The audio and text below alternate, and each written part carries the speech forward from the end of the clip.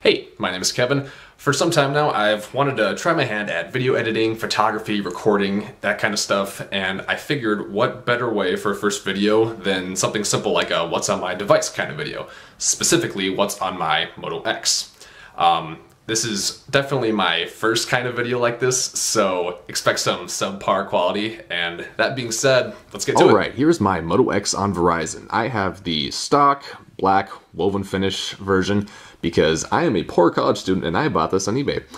I am running Android 4.4 at the moment. I would normally be on 4.4.2, however I am rooted, and taking that update would mean sacrificing root, which is something I don't really want to do right now, so I'll be sure to give a heads up for any applications and settings that require root to perform, and also to any paid applications that I use on my device. So this is kind of the typical setup I have for one of my smartphones. I have the idea that if I'm using my phone for something, I want to get at that information as quickly as possible. So I limit my home screens to 3, and I don't use any folders. I just throw my applications on the home screen, and I set up my application drawer so it's just vertical scrolling and I can find everything as quickly as possible. On the main screen here, you will just see Dash Clock taking up a good portion of it. Dash Clock is a very solid widget. I'm sure many of you have heard of it. It's nice, clean, functional. The extensions are really nice. I use it for weather, Gmail, Hangouts, etc. Down here you'll find my most commonly used applications. This is using the Stark icon pack. Just things for like social media. Reddit Sync is my Reddit application of choice at the moment. QuizUp, a game I play way too much. And Newsstand is kind of my news application of choice at the moment. I'm in the market for a new one. If anyone has a suggestion, definitely let me know. But down here in the dock, there are more of my, I guess what I would consider more important applications, things I want to access no matter what home screen I'm on. I have phone, Chrome, Hangouts, contacts. If you swipe to the side, just my storage applications, File Explorer, Google Keep.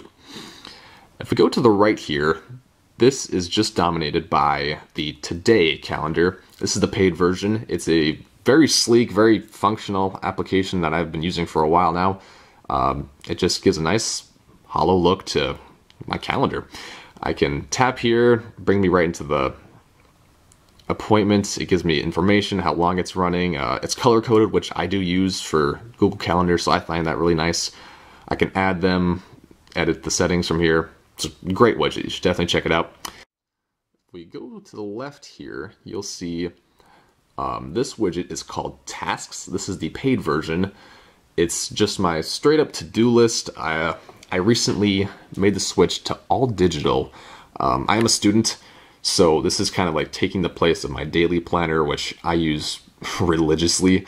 I'm trying to figure out best method of going about and putting in my assignments and other stuff that I have to turn in. That about does it for my home screen. Alright, now let's try to go through my applications as quickly as possible. I'm just going to kind of go through and point out, I guess, the interesting stuff. Like, I have 2048, it's a fun game. Algeo is this graphing calculator that I use a lot. It's really nice, so I don't have to carry around my big clunky graphing calculator to all my math and engineering classes. Gets the job done pretty well, actually, and I like how it saves previous equations, and I can just go right into it. Yeah, I don't know what 7 times 60 is.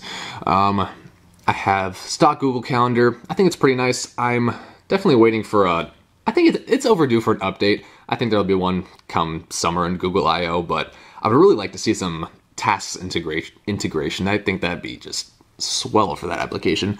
Dash Clock settings. I just set it fully transparent. Then I add whatever extensions that I would need. Drive for saving stuff in the cloud. I've gotten in the habit of doing that a lot, actually. Like, what I kind of do is I save a lot of stuff locally on my desktop and my laptop and whatever else, but this semester I tried saving all of my schoolwork for the semester to the cloud, or to Drive, and it's actually worked out really well. There's been a couple times I know where I've forgotten to print off a paper or some assignment, and then I just go to a computer on campus and print it off from Drive. So I think it's pretty nice. Feedly, I honestly don't really use. I tried to get into it. I'm trying to find a new news application, but I don't think Feedly's doing it for me. Force Immersive Mode, I use that for only a few applications. I think they're for mostly games, just to force a full screen and hide the navigation buttons and the status bar up here, and just use it for games so I don't accidentally click like a home button or a back button and get out of the game. Google stuff, obviously I use Gmail religiously. GravityBox, now this is, I love this application, to be honest. This requires root, just like the immersive mode one. This just allows for a lot of different settings. This is how I change like the custom carrier text, which is down here. I can rearrange these quick settings tiles to this is a pretty good step, ones I like. Battery, ringer mode, I just have it set to between vibrate and sound on. Airplane mode, settings, brightness. If I go play, it'll go right into the last song that I was playing. Wi-Fi, torch, and Bluetooth. Then you can change stuff like the lock screen. You can change the lock screen carrier text, which I always change to Android. I don't want to look at Verizon Wireless all day. Navigation bar, you can like change the size and the transparency of stuff like that. Although the transparency can get a little wonky. I have changed the size before, but I find that actually the stock size is pretty nice because I like to just one-hand my device and it's easy enough to reach it on the stock size. Power tweaks, this one's really cool. Just when the power menu that comes up when you hold the power button, you can adjust and add certain settings to it. Like reboot is something I use a lot. You can add a hard reboot or soft reboot. That's pretty cool, and go into like the recovery and bootloader. Display tweaks. What's in here? Brightness settings. I use that. I turn the minimum brightness down a little more than what it originally is. Like when it comes stock, it has like a set lowest value that the brightness will go, and you can turn that lowest value down even more, which I use just for when I'm laying in bed or something, or when all the lights are off. I want my screen as dark as possible. Just, I guess more stuff like that for the display. Phone tweaks, vibration stuff, I guess, like when calls are connected and disconnected, I use those, I guess. Media tweaks, something that is really useful. When the screen is off and you have a song playing, you can hold the volume up or volume down button and it will skip or play back a song, which I think is that is like the coolest trick ever. I really wish that would be in stock Android. I use it all the time because I commute every day on bike and I run a lot, and I use it every day. It's fantastic. There's one more more volume steps. It works kind of well. I think it essentially just like it divides each volume up or volume down click in half, and it kind of gives you like more sections for volumes, just like, because I know if you click a volume up, it goes up by a lot. This way it only goes up by a little bit. It kind of works. And that's mostly what I use. You can set up screen recording. I haven't played around with that too much, honestly. I probably will in the future. Maybe give a shot at some app reviews. I guess it just records your screen and it can record the microphone too. So I'll have to play around with that, see how it goes. Miscellaneous tweaks, just stuff like the recent applications. You can get like a RAM meter, see how much RAM you're using, or you can get clear all the applications, which is nice. And that about does it for GravityBox. What else we got? Hangouts, Hex Plus. This is just a binary hexadecimal converter that I've used. Use it for, only used it a few times to be honest, but it's just for those days where it's hard to think of ones and zeros and what they really mean. Music volume EQ. This is the only time I use this application is for when I'm sleeping, to be totally honest. I use this, I play it over, Google Play Music, and I use this just to bring down the volume even more so, because when I'm sleeping, I find the lowest volume still a bit too loud to be comfortable for me at least, so I want to bring that down a bit. MyFitnessPal, I'm trying to use it more. It's like, I'm all for health apps and stuff. I just find it just annoying to try to track your progress and stuff like that. Photos, playbooks, I don't read much on here, but I read a lot on my tablet. Pocket for saving stuff later. Quick Office. Reddit is my Reddit application of choice at the moment. Reddit Sync, that is. Then we have Remote Desktop, which is kind of a newer application from Google. It's pretty nifty, actually. you download this as an extension for Chrome on your desktop or your laptop or whatever, and it allows you to remotely control your desktop. I think I use it the most just honestly laying in bed, and if I'm watching a video or something, I can pull out my phone or my tablet and just change the video or whatever else without having to walk that whole 5 feet. Quick Office, that's just kind of the stock. I know I had another Office viewer, OfficeSuite. I like it. I got it on sale for 99 cents. It's whatever. It's the only reason I use it is really for work, honestly. I get like my work schedules on a Excel file, and on those Excel files I have links to like what my job is for that day, like what events I'm doing, and how I'm setting up certain stuff. So I usually have to follow links, which I find I can only really do in Quick Office. It's kind of a pain in the butt because I have to like copy the text or copy the link from OfficeSuite and then go to my browser and paste it. So I honestly use Quick Office a bit more. Pokemon TV, because, you know, when don't you want to watch Pokemon? Ringtone Maker, used a few times, make some good Avenged Sevenfold ringtones or whatever. Root Checker, it's pretty useless if you know what you're doing, so it's just fun to say, hey, yeah, I do have root. Good deal.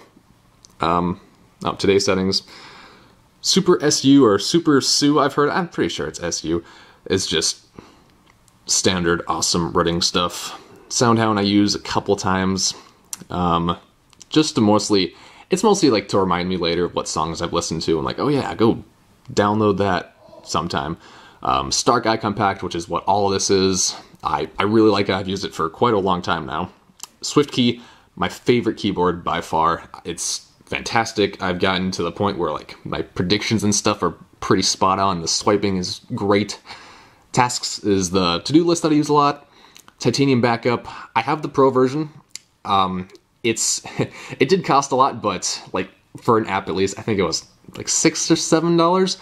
But I bought it a while ago, and that was for a few phones ago. Like, I go through phones quite quickly, and back when I did a lot more with custom ROMs, like before bootloaders were locked and stuff like that, like I know back in my Droid Bionic and Droid Razor Max and stuff, I used that quite a bit for honestly just going between signage and mod and just reloading application settings and application histories and stuff like that. That's really nice. The Pro version, there's a lot more you can do with it, obviously. I think I use it mostly it's cool you can use it to freeze the applications that your phone comes preloaded with.